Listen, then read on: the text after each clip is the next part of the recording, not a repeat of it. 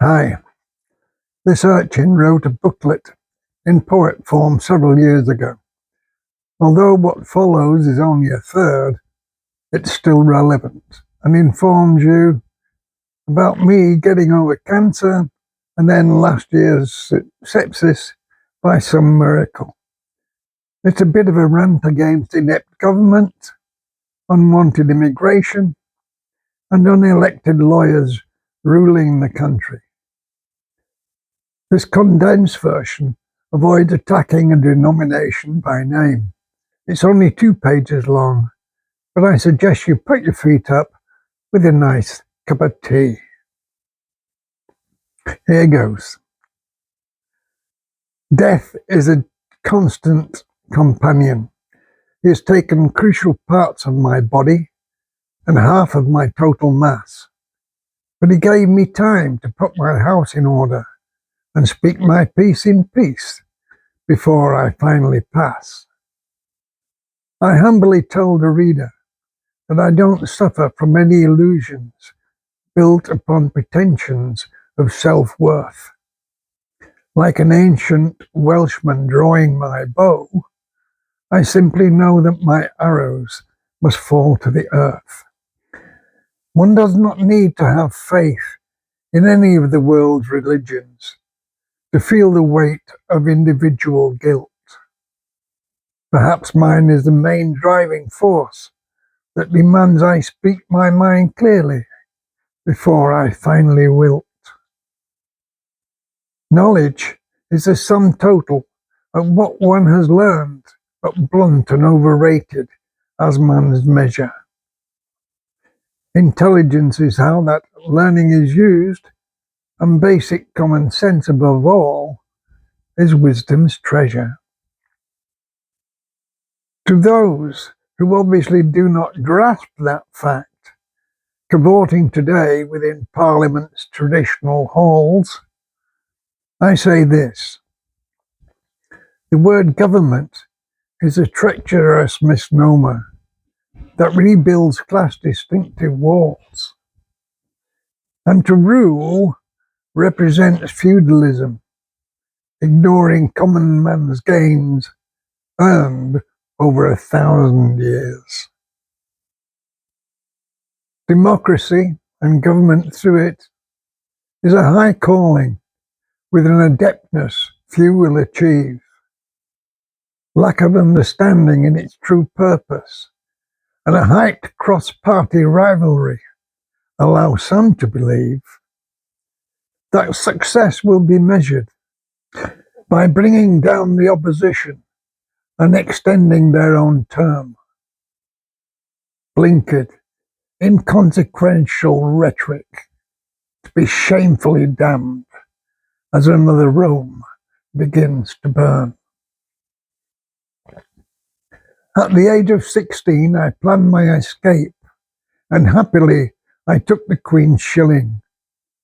Like my father before me, I eagerly volunteered, aware that I was more than willing to let fate cast her indifferent dice, knowing that I gambled to share the pride so valiantly forged by British heroes like Wellington, Nelson, and Drake on the Tide.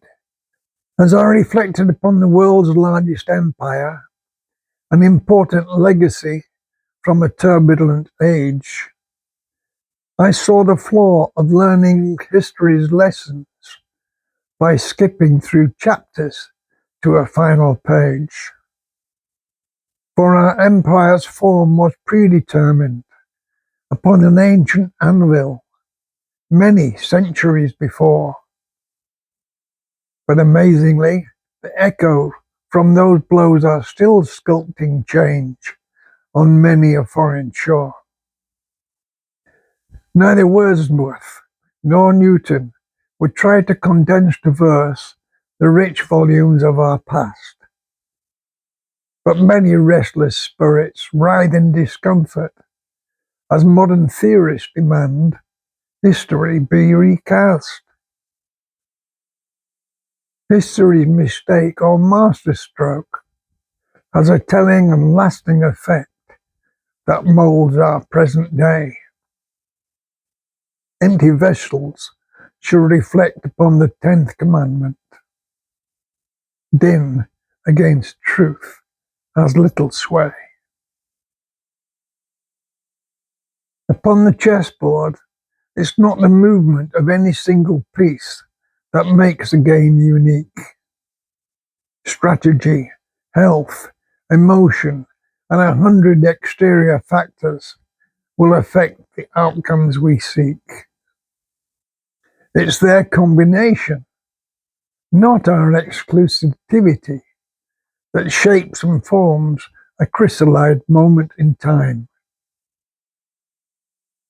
But the delay or omission of any minor relevant act could have changed our nation's design. A large percentage of all mankind's population will exploit gaps in society and are akin to a sly fox, which our parliament must counter with vigilance and apt legislation by thinking outside the box. As head of England's Protestant Church, our monarch must adhere to a coronation's lawful pacts. So the axe fell upon papal influence and upon religious rulings, overturning Parliament's acts. Let me explain that one. Hundreds and hundreds of years ago, we forbade the church from overruling Parliament's decisions. Why would we want to change that? Back to the poem. For enhanced parliamentary influence, both monarchy and religion are craftily controlled as one. 200,000 heralds had died for the struggle, but have we lost sight or squandered what they truly won? In the past, we have fought valiantly when our enemy has been easily recognized and defined. Totalitarianism through Napoleon, Hitler, and Stalin. But our present enemy is much more refined.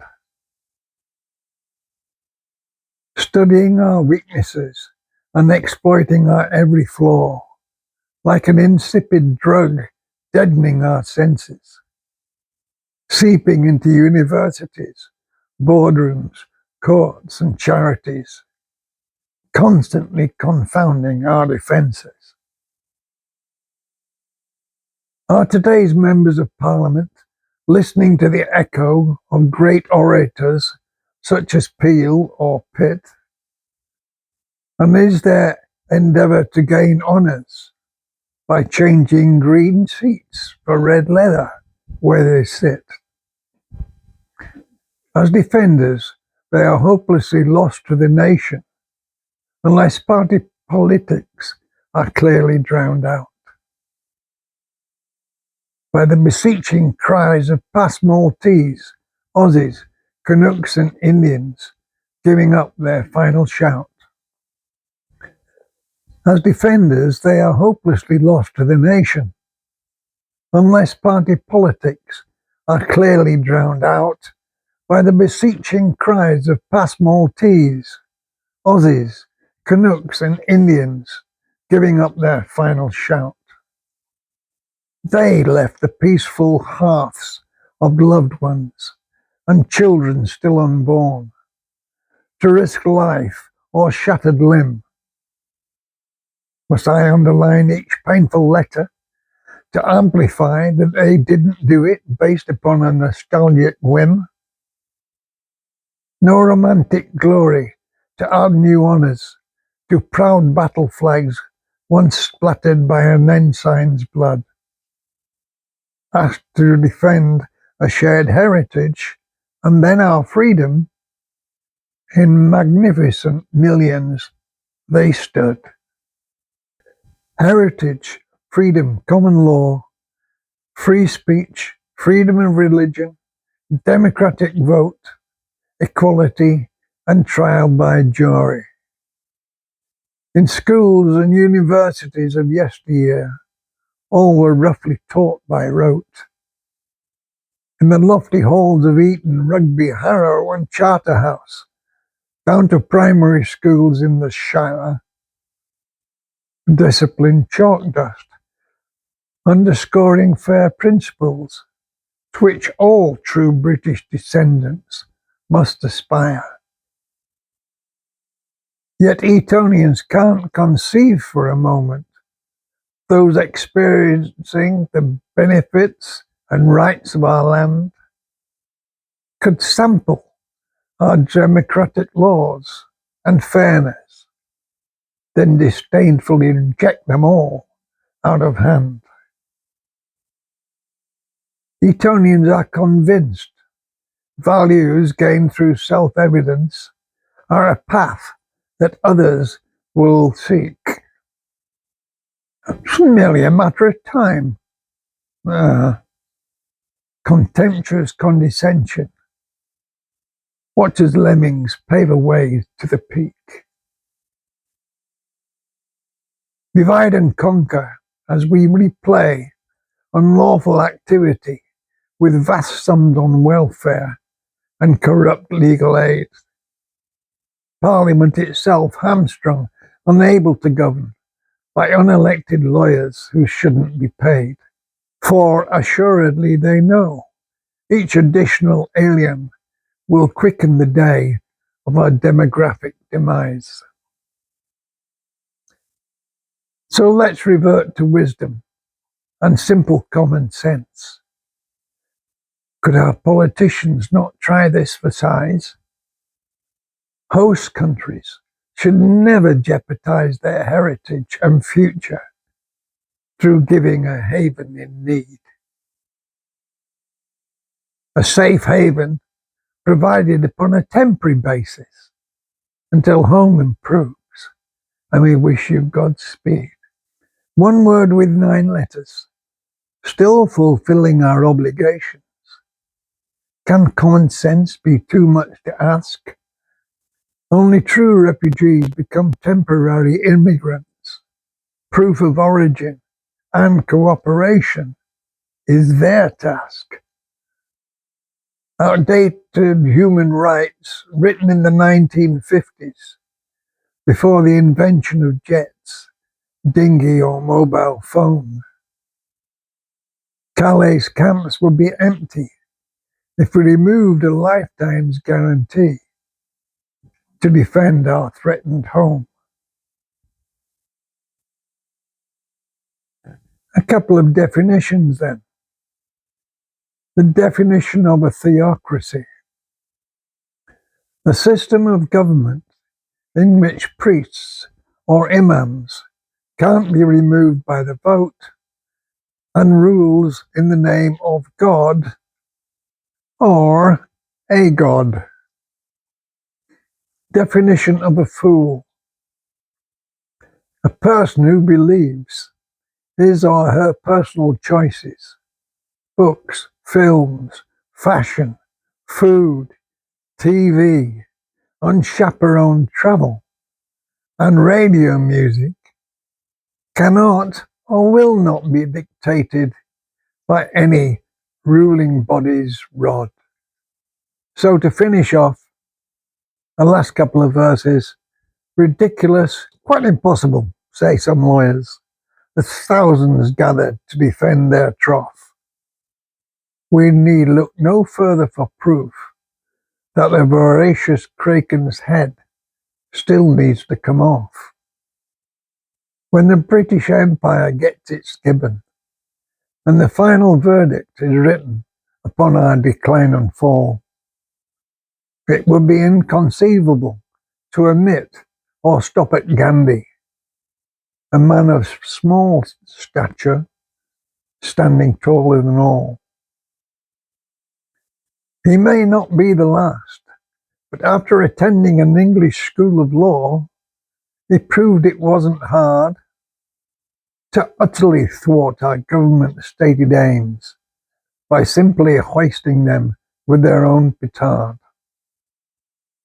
He came from one of the world's oldest religions, and therefore must have been amused to find Western magistrates and justices of the peace creating another god for the one being left behind. Law was once a simple tool directed by a government to impose the Lords and Commons rules.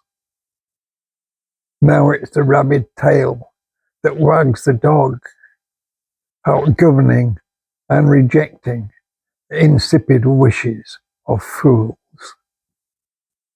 Well, that's my pennyworth for the moment. I'll get something with more implications next time round. God bless. Auf Wiedersehen, Lord Urchin. Bye.